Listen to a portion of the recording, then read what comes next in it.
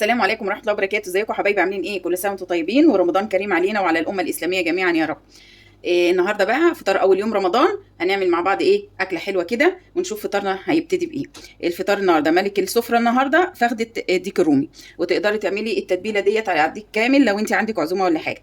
انا معايا فخده ديك رومي غسلاه كويس قوي قوي قوي قوي، ونقعاه في ميه بملح وسكر ولورا وبرتقانه وليمونه. تمام. نقعيه بقى زي ما يحبك 3 4 ساعات في المحلول ده، وبعدين تشطفيه، وبعدين هتفرغيه من الجلد. انا عايزه الجلد سليم، مش عايزه اقطع الجلد. هتفرغيه كده وتبداي تديله كام نغزه كده بالسكينه، علشان التتبيله اللي هنعملها تتشرب في اللحم كله. هنعمله كله كده، وبعد كده نبدا نعمل التتبيله بتاعته. تمام. دلوقتي حبايبي هبدأ اعمل التتبيلة معاكم بتاعة الفخدة الرومي. اول حاجة هحط معلقتين ملح،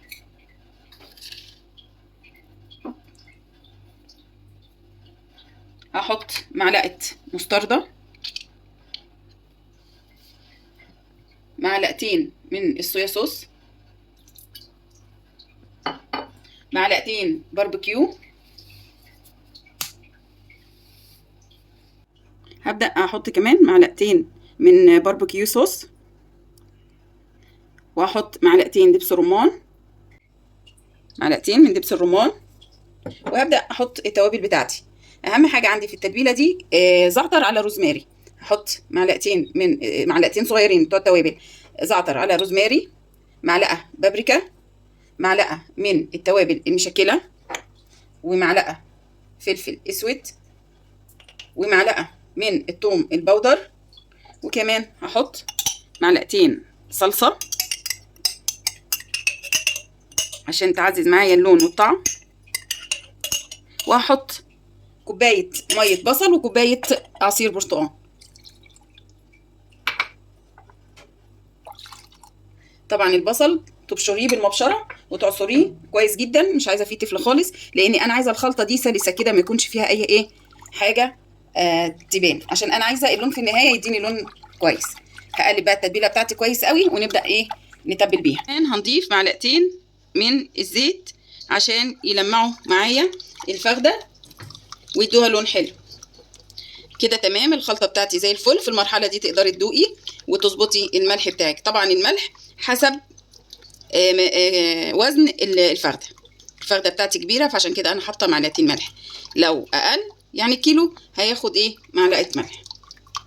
دلوقتي التتبيلة جاهزة. بسم الله، نسمي الله وننزل بالتتبيلة بتاعتنا على الفخدة كلها. طبعا احنا زي ما قلت لكم فراغين من هنا، وهنبدأ ننزل بالتتبيلة من جوه عشان اللحم يتشرب كويس قوي.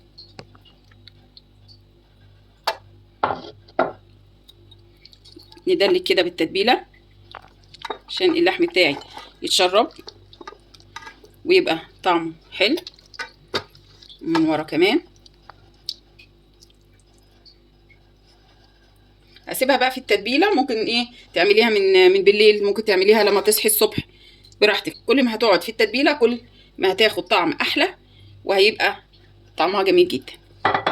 هقفل عليها بقى بستريتش، واسيبها في التتبيله الجميله بتاعتها دي تتشرب كده لغايه ما نجهز لها الخضار والكيس الحراري بتاعها. بس حبايبي دوت فخده الرومي بالتتبيله اهيت. هشيله بقى احطه جوه الكيس ونشوف هنعمل ايه. حبايبي دي شويه بطاطس وشويه جزر، طبعا تخريطه كده محمله كبيره، اربع زي ما انتم شايفين كده عشان تستحمل السوا. هديها معلقتين من التتبيله بتاعت الديك، اقلبه فيها واقلبهم كويس جدا، وادخلهم في قلب الكيس مع الفخده الديك الرومي. حبايبي انا حطيته في الكيس وحطيت الخضار بتاعه وسبته منفوخ فيه هوا شويه، وقفلته دي قفل كده بيجي معاه. والزياده دي ملهاش اي لازمه، هقصها بقى عشان ما تضايقنيش في الفرن. هدخله بقى في الفرن واسيبه. هياخد، بصي، هو كل كيلو من الرومي بياخد نص ساعه. كل كيلو من الرومي بياخد نص ساعه. دخله الفرن بقى يستوي براحته، ولازم يبقى فيه هوا كده علشان ياخد لون كويس، ما تحتاجيش تفتحي له الشوايه بعد ما يخلص. حبايبي ما شاء الله تبارك الرحمن، الفخده بتاعتنا بان عليها السوا، لان العظمه بدات تبان اهيت قوي، وبدا ياخد لون حلو. شايفين؟ وخلاص كمان 5 دقايق ولا حاجه وهخرجه، وهيبقى ما شاء الله تبارك الرحمن زي الفل. وهنشوفه بقى ايه يهدى كده وافتح عليه ونحطه في السيرفيس بتاعه ورا.